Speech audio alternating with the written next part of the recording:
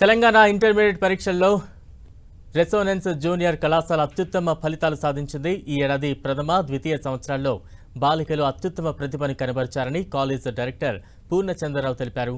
హైదరాబాద్లోనే కాకుండా వరంగల్, కరీంనగర్తో సహా రాష్ట్ర వ్యాప్తంగా ఉన్న తమ కాలేజీల విద్యార్థులు అసాధారణ ఫలితాలు సాధించారన్నారు. ఈ సందర్భంగా ర్యాంకులు సాధించిన విద్యార్థులను పూర్ణచంద్రరావు సత్కరించారు. So this 2024 results are really good. So comparing to all the previous years, we excelled better, and the Resonance was able to deliver extremely good results. So I would like to start with one good note. So the best part of 2024 results at Resonance is every single campus of Resonance in Hyderabad secured a place in the top 3 state marks. Every single campus.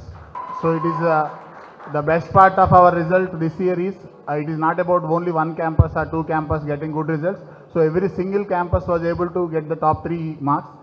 So as a highlights of the results, so overall across Hyderabad all campuses put together 186 Resonance students are there in the state top 5 marks.